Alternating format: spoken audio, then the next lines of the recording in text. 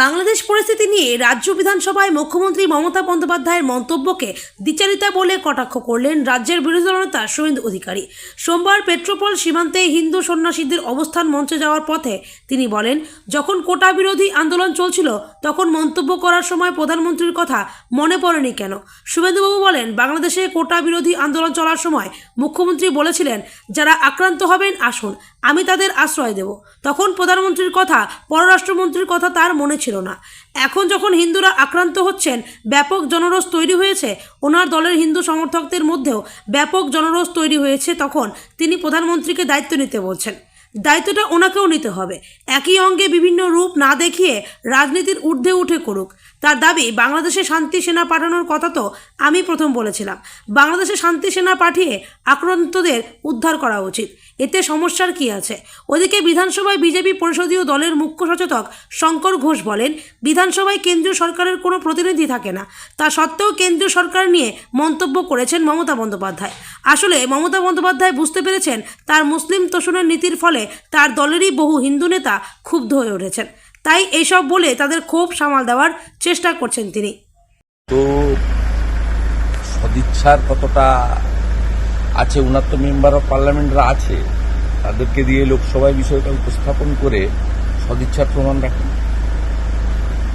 এবং আমরা এখনো মনে করি বিষয়টা রাজনৈতিক নয়, বাঙালি হিন্দুদের অস্তিত্ব রক্ষা, এপারে ওপারে স্বজন প্রত্যেকের পাশে রাজনীতির ঊর্ধ্বে উঠে দাঁড়ানো উচিত। সেটা পরিবেশ পরিস্থিতি অনুযায়ী যদি এই রাজ্যের শাসক দল বা মুখ্যমন্ত্রীও চান, সেটা তার সদিচ্ছা বা তার যে বক্তব্য কার্যক্ষেত্রে প্রমাণ করে তিনি দেখান। আমরা তো রাস্তায় নেমে এর প্রতিবাদ করছি।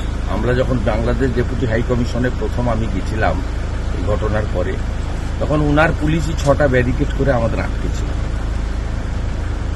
উনি যখন বাংলাদেশে কোটা বিরোধী আন্দোলনের উপরে তদানীন্তন প্রধানমন্ত্রী হাসিনা ওয়াজেদ বা তার সরকার দমনপীড়ন চালাচ্ছিলেন, তখন তিনি আহ্বান করেছিলেন, যারা আক্রান্ত হবেন আসুন, আমি তাদের শেল্টার করব।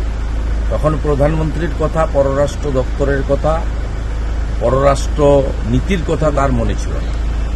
এখন যখন হিন্দুরা আক্রান্ত হচ্ছেন এবং বাংলা জুড়ে কেন গোটা পৃথিবী জুড়ে বাঙালি হিন্দু এবং সনাতনীরা রাস্তায় কার্যত নেমে পড়েছেন, ব্যাপক জনরোষের তৈরি হয়েছে, উনার দলের হিন্দু সমর্থকদের মধ্যেও ব্যাপক জনরোষ তৈরি হয়েছে বলে আমার মনে হয়, তখন তিনি প্রধানমন্ত্রীকে দায়িত্ব নিতে বলছেন। দায়িত্বটা উনাকেও নিতে হবে।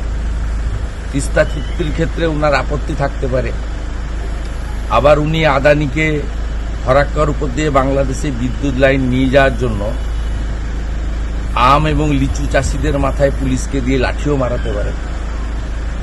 একই রঙে বিভিন্ন রূপ না দেখে রাজনীতির ঊর্ধ্বে উঠে করুন। এবং আমি একজন সনাতনী হিসেবে, আমার মা বরিশাল থেকে আগত হিসেবে, আমাদের প্রত্যেকের এই অনুভূতিটা আছে, আমার মধ্যে সেটা কাজ করছে। তাই আমি সনাতনী ধ্বজ এবং জাতীয় পতাকা নিয়ে রাস্তায় নেমেছি। ভোট চাই, ভোট দাও, পাল্টে দিন, উল্টে দিন, গদিটা আমাদের দিয়ে দিন, এ কথা আমরা কোথাও বলছি না। আমরা বলছি দুনিয়ার হিন্দু এক হোক এবং এই অত্যাচার বন্ধ করো। এবং আমি গত পরশুদিনই যাদবপুরে বলেছিলাম যে সমস্ত মানবিক দেশগুলি, ভারত সহ, উচিত জাতিসংঘে অবিলম্বে পিস কিপিং ফোর্স পাঠিয়ে পীড়িতদের উদ্ধার করা। সে কথা আজকে মুখ্যমন্ত্রী বলছেন, তা আপত্তির কিছু নেই, কিন্তু সেই সদিচ্ছার প্রকাশ কার্যক্ষেত্রে দেখানো উচিত। দাদা বলছে লাস্ট 10 দিন ধরে গভর্নমেন্ট অফ ইন্ডিয়া চুপ করে বসে আছে, তার দল মিছিল করছে। কেউ চুপ করেছে? 3বার পররাষ্ট্র দপ্তর থেকে আপনার রিয়াক্ট করেছে, 3বার। পররাষ্ট্র দপ্তরের মুখপাত্র বলা মানে ভারত সরকারের বলা। আর আমরা যে রাস্তায় নেমে প্রতিবাদ করছি, হেমন্ত বিশ্ব শর্মা করছে, ত্রিপুরার মানিক সাহারা করছে, আমরা সব বিজেপি ম্যান। আমাদের পার্টি এবং বিচার পরিবার সম্পূর্ণভাবে এর সঙ্গে আছে। আর আমরা যে আইডিওলজির উপর দাঁড়িয়ে ভারতীয় জনতা পার্টি করি, সেই রাষ্ট্রীয় স্বয়ংসেবক সংঘের পক্ষ থেকে প্রেস বিবৃতিও দেওয়া হয়েছে, প্রেস কনফারেন্সও করা হয়েছে। বিশ্বের সর্ববৃহৎ সামাজিক সংগঠন, যার বিচারধারা আদর্শের উপরে দাঁড়িয়ে ভারতীয় জনতা পার্টি মানব সেবার কাজ করে এবং রাষ্ট্রবাদকে সবচেয়ে বেশি গুরুত্ব দেয়।